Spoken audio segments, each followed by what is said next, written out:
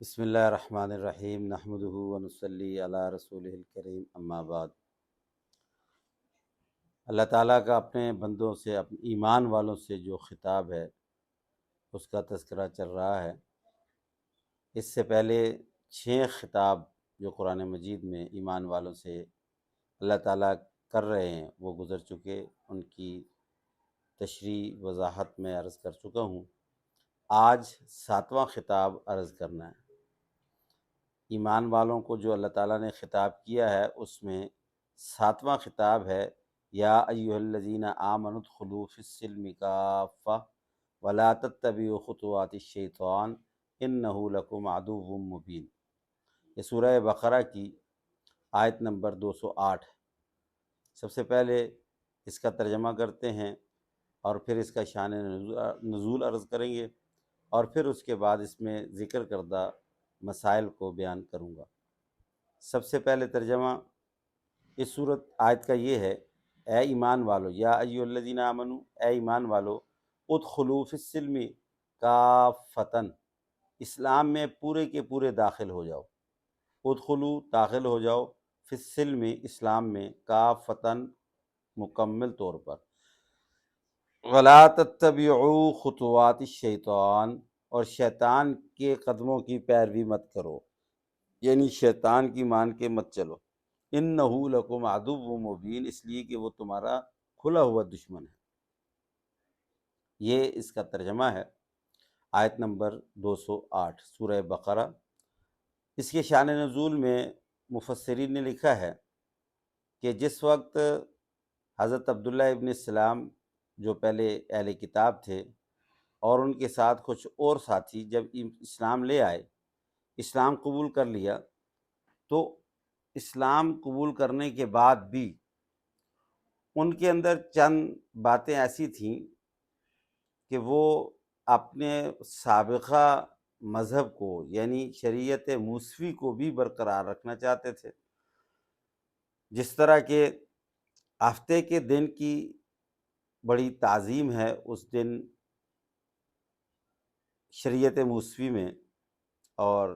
ہفتے کے دن کو شکار کرنے سے بھی منع کیا گیا ہے، لیکن چونکہ اسلام میں اس پر کوئی پابندی نہیں لگائی گئی، تو اب یہ سوچ کر کے کہ اسلام میں تو کوئی اس کی پابندی نہیں ہے، تو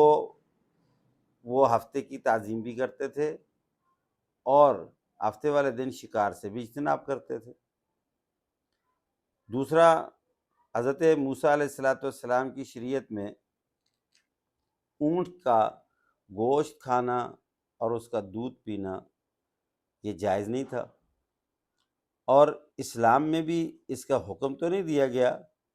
ضروری تو نہیں قرار دیا گیا کہ جی آپ ضرور اونٹ کا گوشت کھاؤ اور دودھ پیو۔ ہاں، البتہ مباح قرار دیا گیا ہے، تو اس لیے یہ سوچ کر کے کہ اسلام میں اونٹ کا گوشت کھانا کوئی فرض تو نہیں ہے، لہٰذا اگر ہم گوشت نہیں بھی کھاتے تو شریعت موسوی پر بھی عمل ہو جائے گا اور اسلام پر بھی عمل ہو جائے گا۔ تو ان کے اس انداز کی نفی کرتے ہوئے، اس کی تردید کرتے ہوئے، اس سے منع کرتے ہوئے یہ آیات اللہ نے اتاری، جس کا مفہوم یہ ہے کہ اے ایمان والو، ادخلوا فی السلم کافۃ، اسلام میں پورے کے پورے داخل ہو جاؤ۔ اب مطلب اس کا یہ ہے کہ جب تم اسلام قبول کر چکے ہو تو اب تم کسی اور شریعت پر عمل کرنے کے پابند نہیں ہو۔ اب جب اسلام آیا ہے تو پچھلی جتنی بھی شریعتیں ہیں وہ سب منسوخ ہو گئی ہیں، خواہ وہ شریعت موسوی ہے، شریعت عیسوی ہے، کوئی بھی شریعت، اس سے پہلے جتنی شریعتیں تھیں وہ سب کی سب منسوخ ہو چکی ہیں۔ اب جو احکامات اللہ تبارک و تعالیٰ نے اسلام میں دیے ہیں، ان احکامات پر عمل پیرا ہونا، مکمل طور پر عمل پیرا ہونا، یہ فرض قرار دے دیا۔ اور آگے جو ارشاد فرمایا وَلَا تَتَّبِعُوا خُطُوَاتِ الشَّيْطَانِ، اس کا مطلب یہ ہے کہ اسلام کو چھوڑ کر کے اگر کسی اور طرف رجحان رکھا تو یہ شیطان کی پیروی ہوگی، اور شیطان انہ لکم عدو مبین، وہ تمہارا کھلا ہوا دشمن ہے، یعنی وہ تمہیں اسلام سے ہٹا دے گا۔ اب جیسے آج کے دور میں اللہ تبارک و تعالیٰ نے ہمیں اسلام جیسی دولت سے نوازا ہے، تو ہم اگر جیسے کہ آج کل لوگوں کا ذہن ہے اور یہ کہتے ہیں کہ جی کھلے ذہن کا مالک ہونا چاہیے، اور کبھی کبھار کوئی جو دوسرے مذاہب ہیں ان کے ساتھ بطور ہمدردی کے اگر ہم ان کے اطوار میں یا ان کے افعال میں یا ان کے کردار میں شامل ہو جاتے ہیں تو کیا حرج ہے؟ تو ایسا کہنا غلط ہے، حرج ہے۔ آج تک کبھی کسی نے یہ نہیں سنا اور نہ دیکھا ہے کہ عیسائیوں نے کبھی عید الفطر منائی، کبھی یہودیوں نے عید الفطر منائی، کبھی ہندوؤں نے ہماری عید الاضحیٰ منائی ہے؟ وہ کبھی ایسا نہیں کریں گے۔ تو ہم کیوں ان کے اتوار کو، ان کے ایام کو منانے کے لیے بےتاب ہو جاتے ہیں؟ جس قسم کے بھی ان کے ایام آتے ہیں تو ہمیں بھی ایک ہم کہتے ہیں کہ جی ہم بھی ذرا شغل میلہ کرو، تو یہ شغل میلہ کرنا جو ہے اسلام میں حرام قرار دیا گیا ہے۔ اب دیکھیں جیسے آج کے دور میں اب ہندو جو ہے وہ گائے کا گوشت نہیں کھاتے، گائے کو وہ اپنی گاؤ ماتا کہتے ہیں اور اس کو مقدس کہتے ہیں۔ تو اب کوئی آدمی کہے کہ جی اسلام میں کوئی گائے کا گوشت کھانا فرض تھوڑا ہی ہے، تو ہم بھی ہندوؤں کے ساتھ رواداری اور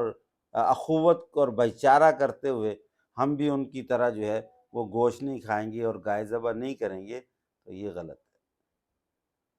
یہ جائز نہیں ہے، یہ حرام ہے۔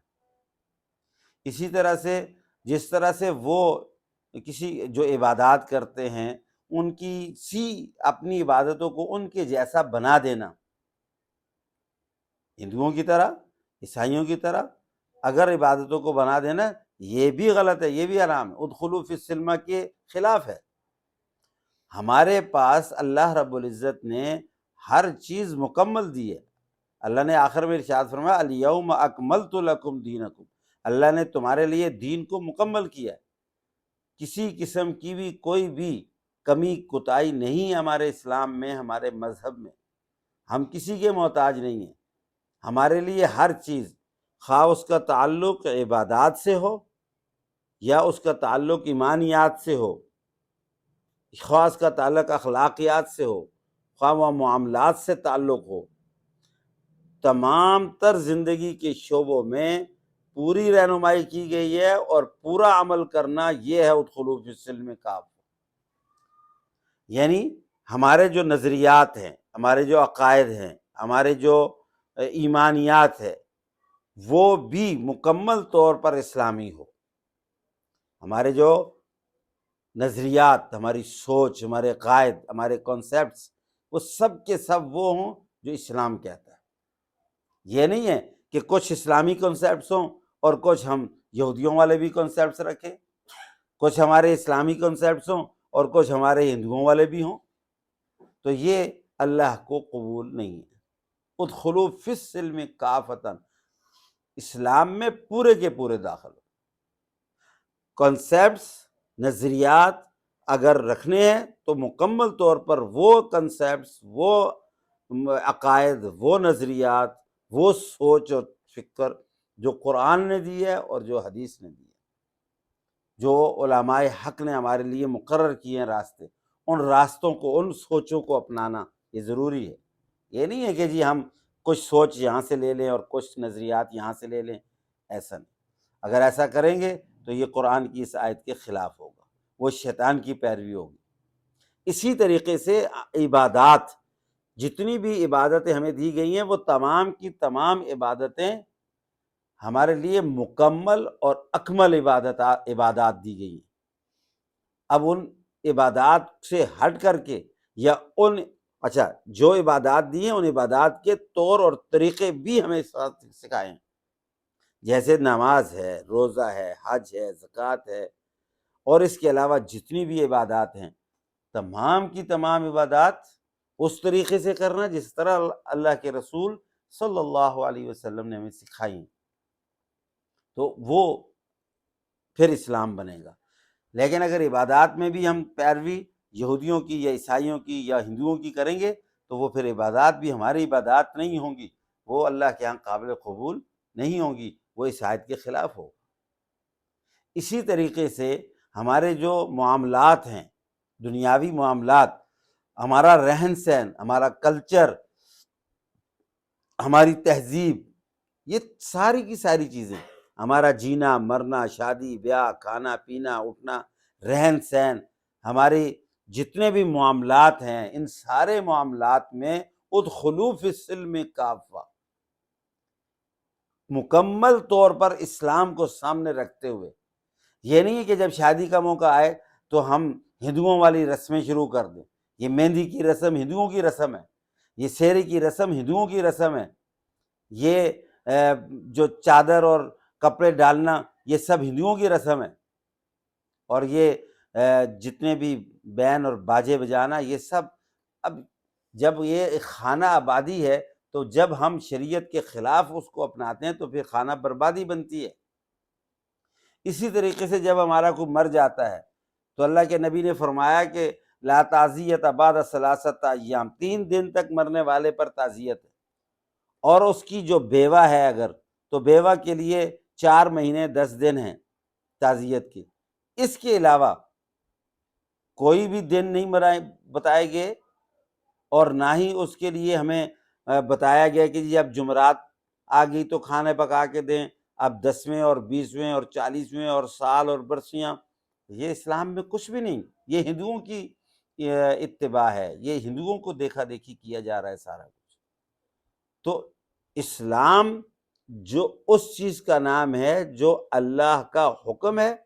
اور پیارے نبی حضرت محمد مصطفیٰ صلی اللہ علیہ وسلم کی مبارک شریعت ہے، وہ اسلام ہے، اور اس اسلام کو اپنانا ادخلوا فی السلم کافہ ہے۔ اس کے علاوہ باقی اگر ہم کسی طرف بھی میلان رکھیں گے تو واضح طور پر اللہ رب العزت نے سورہ ہود میں یہ کہا ہے وَلَا تَرْكَنُوا إِلَى الَّذِينَ ظَلَمُوا، تم ظالموں کی طرف میلان تک مت کرو، وَلَا تَرْكَنُوا إِلَى الَّذِينَ ظَلَمُوا، اور ظلموا سے مراد ہے یہود و نصارہ، ہندو، غیر مسلم، ان کی طرف میلان تب مت کرو، فتمسکم النار، اگر تم ایسا کرو گے تو جہنمی بنو گے۔ تو اللہ رب العزت نے اسلام میں پورے کے پورے دخول کا جو حکم دیا ہے اس کا مطلب یہ ہے کہ ہم اللہ کے رسول صلی اللہ علیہ وسلم کی بتلائی ہوئی شریعت کو، آپ کے نظریات کو، آپ کی عبادات کو، آپ کے معاملات، آپ کے بتائے ہوئے تمام تر تہذیب اور اخلاق کو اپنانے کی کوشش کریں۔ اس سے ہٹیں گے تو وہ شیطان کی پیروی ہوگی، اور شیطان ہمارا دشمن ہے، وہ ہمیں اسلام سے بھی ہٹائے گا، ایمان سے بھی ہٹائے گا، اور پھر موت بھی ایمان اور اسلام پر نہیں ہوگی، اور آخرت بھی ہماری خراب ہوگی۔ تو اللہ تبارک و تعالیٰ سے دعا ہے کہ اللہ تعالیٰ ہمیں اسلام کو سمجھنے کی اور اسلام پر عمل پیرا ہونے کی توفیق عطا فرمائے۔ وآخر دعوانا الحمد للہ رب العالمین۔